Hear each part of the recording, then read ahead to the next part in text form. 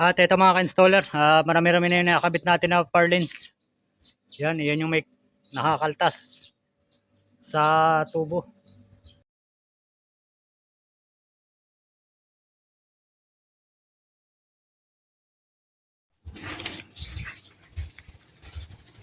Mapagpalang araw mga ka-installer, for today's video, papatuloy tayo sa ating ginagawa na pasilungan na gamit ang tubo, ang poste at tubular. Ang purlins, ang magiging bubong nito ay polycarbonate. Yan, bale, nagsisimula na tayo magbawas ng mga tungtungan ngayon. Dahil bilang yan para papasok sa pinaka-purlins, nagbabawas na. Nagpanibagong tukod tayo dito. Wala na yung 2x2 na diretsuhan pa baba. Dumugtong na lang tayo doon sa taas. Kabilaan.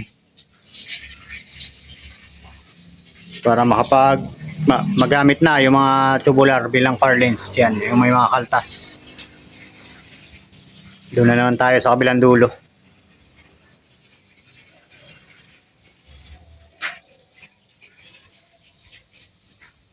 At kailangan natin ng iba yung pag-iingat ngayong araw.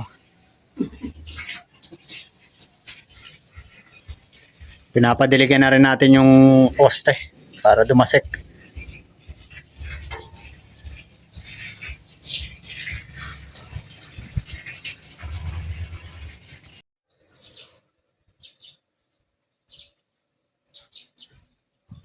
At ito mga ka-installer, marami-rami na yung nakakabit natin na purlins. Yan yung may nakakaltas sa tubo. Ang ating mga purlins kabilaan. Tapos may palampas pa rin yan sa kabila na 1 foot. Nakakaltas din yan. At ngayon papakita ko sa inyo kung paano ang isang paraan para sa pagkakaltas dito sa laylayan. Hindi natin gagamitan ng pattern kasi yung isang tabas namin ginamitan namin ng pattern yan. At pagkatapos nito gawin, papakita ko rin kung paano gagawin yon. Yan, so bale may nakahanda na tayo na 8 feet na tubular 2x2. Dito natin ilalagayan ngayon para sa laylayan. At i-actual natin ang guhit yan dyan. Ang 2x2 na purlins. At itataking lang muna natin. At ito na nga mga ka-installer, itong 8 feet na tubular na ginawa natin. Tinaking muna natin dito para mapakita natin yung pagguguhit sa paraan na actual. Kabilaan. Gagawin natin, guhitan lang natin to. Dantay sa tubo.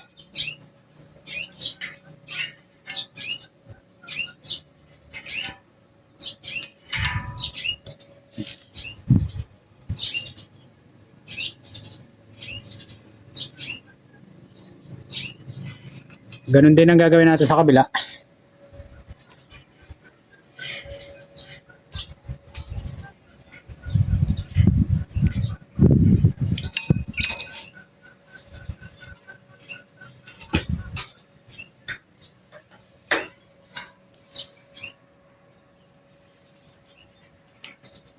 Yan, tatanggalin natin. Dadali na uli natin sa baba yan. Bali pinakadulo kasi to kaya ipapakita ko na ganitong paraan ng pagguguhit at pagkakaltas. Pero yung isang sistema ipapakita din natin mamaya yung nauna na natin ginagamit.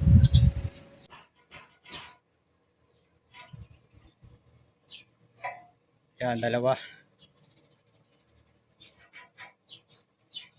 At meron na tayong pattern na bilog.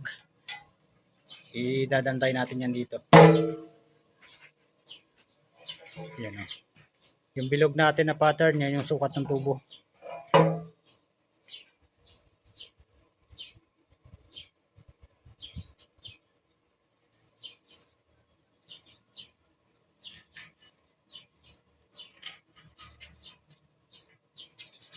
At saka natin ngayon yan i-grind ng mano-mano para matanggal itong ating yaya po sa tubo. Tatanggalin natin yan ngayon.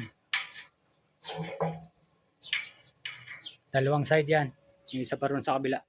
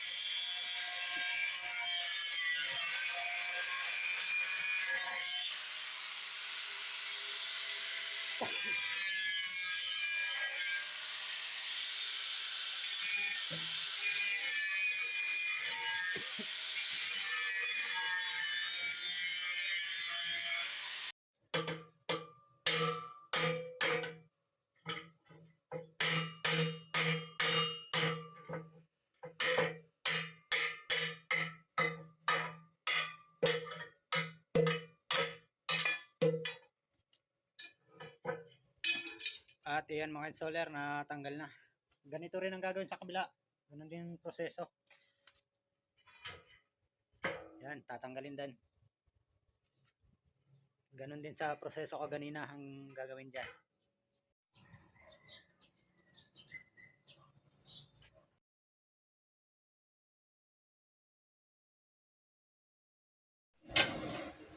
At ito na mga ka-installer, yung nailagay na natin, na kinaltasan natin na actual sa tubo.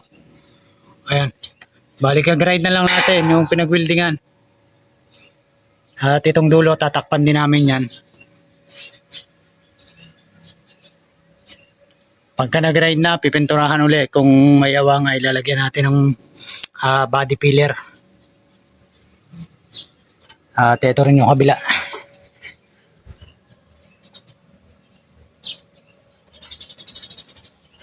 Ayan o. Naka-attacking lang tayo dyan.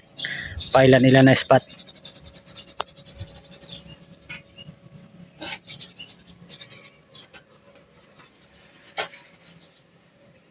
Hop. Kulang pa tayo dito. Mag-spot pa ako dito. Yan na, bali spot na lang yan. Tapos, i-grind. At diretso na ulit tayo dyan.